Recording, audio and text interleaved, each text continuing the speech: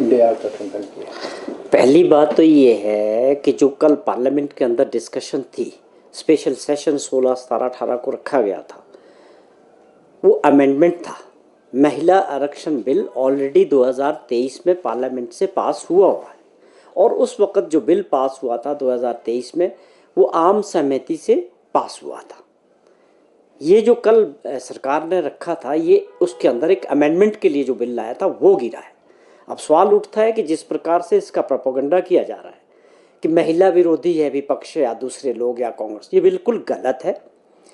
ये बिल की जो परिकल्पना है महिलाओं को आरक्षण देने की, 33% पार्लियामेंट के अंदर भी या असेंबलीज के अंदर राज्यों में, ये सारी जो है हमारी तत्कालीन जो अध्यक्ष थी और यूपीए की चेयरपर्सन थी श्रीमती सोनिया गांधी जी की सोच थी कि हिंदुस्तान के अंदर पार्लियामेंट में और असेंबलीज में महिलाओं का रिप्रेजेंटेशन रिजर्वेशन के जरिए 33% होना चाहिए। तो उस बिल को 23 में पास कराया गया, सबने उसका सहयोग किया, सबने उसमें समर्थन किया।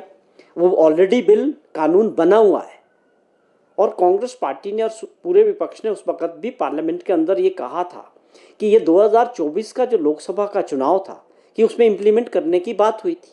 कांग्रेस तो ये बात कर रही थी, विरोध तो छोड़िए, विरोध करने का कोई सवाल ही नहीं है, लेकिन हमने तो मांग की थी कि आप इसको 2024 से लागू करें। जवाब तो उनको देना है कि उन्होंने 2024 के जनरल इलेक्शन में देश में इसको क्यों लागू नहीं किया। तो महिला विरोधी कौन है? वो सरकार जिन्होंने इसको 24 में लागू नहीं किया, जबकि ये कानून बन चुका है, 2023 में पास हो चुका था। अब ये अमेंडमेंट इस तरह से कराना चाह रहे थे, ये आपकी जिम्मेवारी थी कि विपक्ष के लोग भी चुनकर देश की जनता ने पार्लियामेंट में भेजे हैं। अगर आप इसको भाषण के जरिए बोलते हैं कि ये आम सहमति से पास होना चाहिए, तो आप प्रयास करते सबको साथ लेके, जो उनके कंसर्न है विपक्ष के, उनको भी उनकी राय को साथ लेके करते, उनसे बातचीत करके करते। आज देश के अंदर राज्यों के चुनाव हो रहे हैं, तमिलनाडु है, वेस्ट बंगाल है, दूसरे। आज कांग्रेस सरकार को एकदम से ख्याल आ गया इस बिल को पास करने का। अभी तक कहाँ थे? आज देश के अंदर सेंसस चल रहा है, तो उसको कंप्लीट होने दें। सेंसस में सारा डाटा निकल के आएगा। अब 2011 के बेस पे 2029 में चुनाव होगा।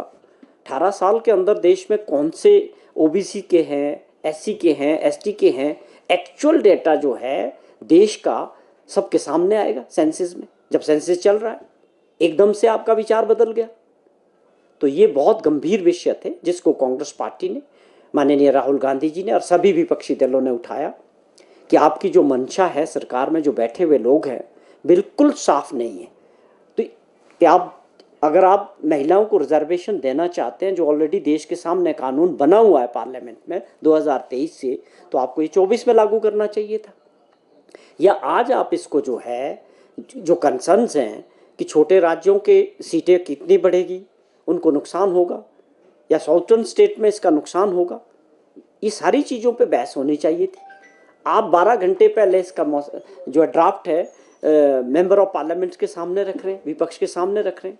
आप उसको पहले देते, वो इस पर चर्चा करते, उस पर बात करते, तो आपकी मंशा साफ नहीं थी। इसलिए ये बिल बड़े 54 वोटों से गिरा, बड़े अंतर से गिरा है। तो ये आप जिस तरह से 2029 के चुनाव को इन्फ्लुएंस करने, अपने तरीके से डिलिमिटेशन के जरिए इन्फ्लुएंस करना चाहते थे, वो पूरी तरह से आज पूरे देश के अंदर सरकार इसको लेके जो है सबके सामने आ गई कि क्या आपकी मंशा थी। तो इस प्रकार इसका विरोध, इस अमेंडमेंट का विरोध इसलिए किया गया कि जो डिलिमिटेशन की बात हुई थी उसका विरोध किया गया। कांग्रेस पार्टी और पूरा विपक्ष महिलाओं को रिजर्वेशन देने के मुद्दे पे पूरी तरह से 2023 में भी, उससे पहले से भी, आज भी पूरी तरह से इसके फेवर में और इसके समर्थन में है। सर, बंगाल में भी वो भाजपा की मदद करने के लिए ही गए हैं। ये काफ़ी, मैं समझता हूँ कि कोई इस बात में कोई दम नहीं है।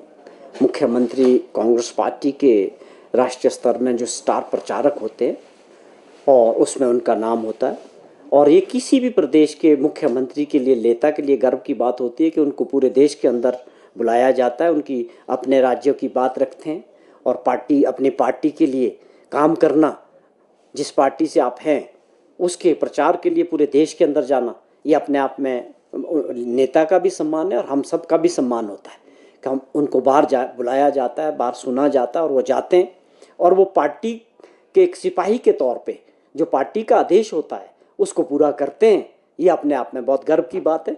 जयराम जी के किस नज़रिए से ये बात कहते हैं, वो तो पिछले जब आपकी सरकार थी डबल इंजन की, आप बहुत बड़ी बातें कर रहे थे, वो प्रदेश की जनता ने यहाँ भी दिखाया। ये लोकतंत्र है, किस राज्यों में क्या परिस्थितियाँ होती है, वहाँ कौन सी सरकार बनेगी, या केवल वहाँ जाना प्रचार में जहाँ केवल हमारी सरकार बनेगी, उस नज़रिए से ना हमारे मुख्यमंत्री जी काम करते हैं ना हम लोग काम करते हैं। जो भी आदेश पार्टी हाईकमान का होता है उसके लिए हम कहीं भी पूरे देश में अंदर जाने के लिए तत्पर रहते हैं।